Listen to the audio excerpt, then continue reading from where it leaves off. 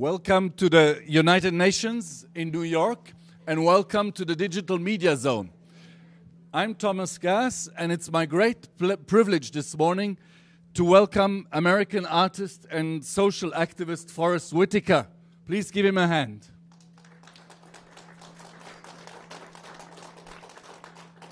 In September 2016, in this same building, 193 countries adopted the 2030 Agenda for Sustainable Development, including 17 Sustainable Development Goals for people and planet. They adopted these goals on behalf of thousands of civil society and interest groups, companies, academics involved in preparing these goals. They adopted the goals as a promise to the people of the planet, as a shared vision of humanity for 2030. It's now time to turn this agreement into policies and action, into laws and budget lines. We need to ensure that people know what these goals promise, hold their leaders accountable, and contribute to change. In January 2016, the Secretary General, Mr. Ban Ki-moon, appointed 17 advocates to promote the SDGs, to help make them famous, to help explain. Forest Whitaker is one of them. He is, of course, famous as a versatile performer and one of Hollywood's most accomplished figures. He has received many prestigious artistic distinctions, including the Academy Award for Best Actor for his portrayal of Ugandan dictator Idi Amin in The Last King of Scotland. Less known but hugely significant is the fact that Forest Whitaker is a peace builder, a man who also invests his passion and resources into improving the livelihoods of people. He is the founder and CEO of the Whitaker Peace and Development Initiative and co-founder and chair of the International Institute of Peace.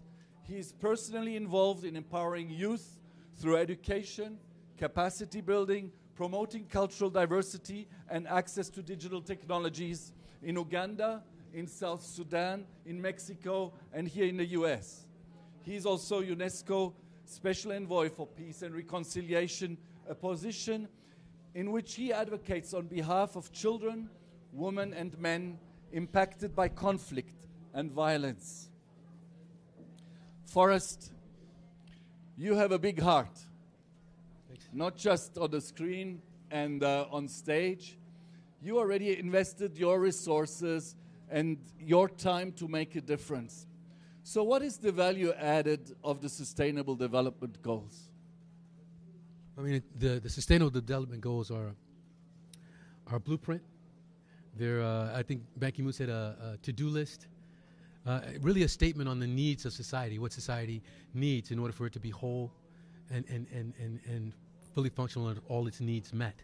I mean, I know for myself, I mean, I've been working in combat zones for a number of years now, maybe a decade or so, working with different individuals. And in these areas of conflict, what you find as a constant is that the conflict started out of some form of need that wasn't met. Whether it's a need for food, whether it's hunger, whether it's employment, whether it's inclusion, whether it's any number of different needs that are not met, then what we find is a conflict rises.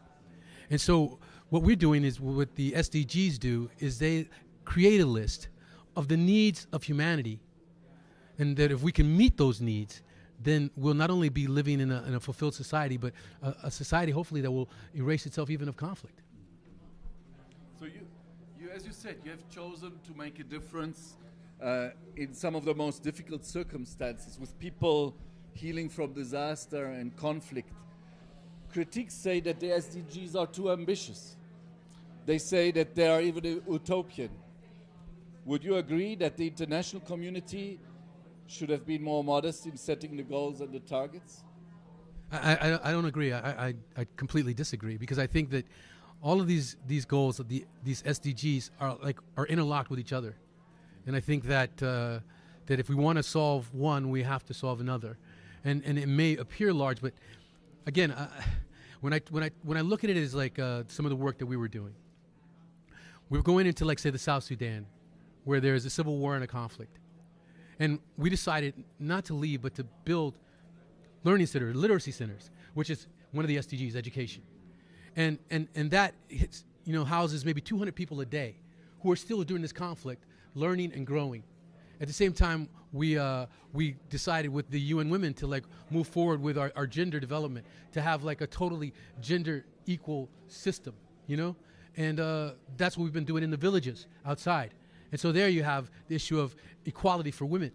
So all of these things that many people told me before, it's not possible for us to even work there, are happening. Even if with infrastructure during conflict, we're building roads. So we're building roads with conflicting tribes that we brought together to build a road together, and that helps the infrastructure. So all of these things that people would say are impossible to be done during this circumstance, during the Civil War, during these problems, are actually occurring in a bigger scale than we can even manage sometimes. We have thousands of youth in our sports program, thousands of youth who are working, and then a number of them have moved on to be trained by FIFA. We've got the football league of that country helping. So these things continue to occur. A number of our members have become members of parliament after they've gone through the training that we've done. So for me, it's clear that you can look at solving all these issues and problems, and if you find the proper plan and the proper solution, then you can move something forward. It doesn't mean anything won't change tomorrow, but the effects, the soft skills, the movement will have already occurred. Mm-hmm. Now, the example you just gave is specific to South Sudan, and you showed how you've made a difference there. Now, there's a lot of talk about the universality of the SDGs. There are leaders, including in the halls here, like Angela Merkel, Erna Solberg, and I think yesterday even someone on behalf of the European Union who said that in the light of the SDGs, we are all developing countries. Isn't that just rhetoric? Is there, what is the meaning of this universality of the SDG agenda if some of the issues are so localized as you were describing them?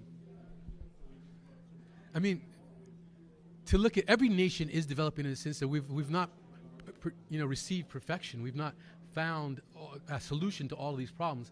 I mean, look, I live in the United States. I live downtown Los Angeles. There was a large homeless community in downtown Los Angeles. Every day I would see a guy on the street laying there. He didn't have food, which is hunger, one of the issues he didn't have employment, he was laying there alone. He didn't have housing, which is another issue. All of these things were occurring, and this is in the United States. This is occurring all over. Justice and security is also another issue that's being brought up all over the nation, not only in our relationships between our police officers and our communities, but also even in our election process of what is justice, you know what I mean? And so we're looking at a lot of different things that are being addressed here in this country. Now, we have to remember that we're citizens of this country, but we're also citizens of the world. And we have to recognize that what affects people in other places affects us, that the wind blows and the wind brings whatever is there. I mean, if you look clearly at just the Syrian situation and what's going on with the refugees there, and how those refugees probably a year or so ago, a few years ago, they wouldn't have been looking at what is occurring about this migration of the refugees into other places in Europe. And now they have to deal with something that they might have thought was far away from them, but actually is here. So all of these things are touching us. All nations are involved in this, and unless we deal with that, unless we all come together, we won't be able to solve the problems of our own country because we haven't solved the problems of the other, Now, what really struck me in your communication, but also on your website, for example, is that you put the accent on the individual. The word individual comes quite frequently. You don't stop at governments and institutions, even people. You always talk about the individual. So my question is, isn't this an agenda more for big organizations, for those who have the money, for those who have the power? What is it that individuals can do? I mean, I think we all always start from an individual focus in a sense.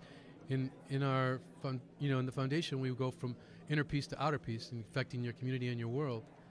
I mean, I think throughout history we've seen that people come together to solve problems, and those swarms, or as they call them, or revolutions or movements or whatever, were moved and guided by the people. I mean, when you look at say the civil rights movement, And when you look at, say, the photographs that are taken, and you see Martin Luther King walking, but you see thousands of people also walking alongside him, or Malcolm X, or Gandhi, or a number of people, the people in those photographs, the unnamed people who are moving and were the machine to make all those things happen and occur. So they're the movers and the ones who are actually making this implementation actually happen. You know, I think the individuals can deal with so many things in order to deal with the SDGs because they affect them. I guess if we're looking at from a Western point of view, I mean, there are many things that you could do just as an individual if you wanted to deal with, say, climate change. Mm-hmm. You can take only a shower, not a bath. You can cut off your lights. You can do a number of things. When you're talking about education, you can like go into schools and like tutor. You can go into schools and offer time. You can, you know, when you're talking about hunger, you can look at all these different organizations where if you donate $1 or 50 cents, you can like feed sometimes even a family. So there's so many different things that the individual can do and look around them in their own environment and see the things that they feel need to be corrected, and then extend that outward, that their purview, that their vision is a vision of the world as well. And then they'll see other things that they can do. So the individual is key. The individual is what's going to make this happen. Thank you. I want to give the opportunity to the audience to ask a couple of questions. I don't know if you can just raise your hand and say your name and affiliation. My name is Kazi. I'm 17 years old. This doesn't work?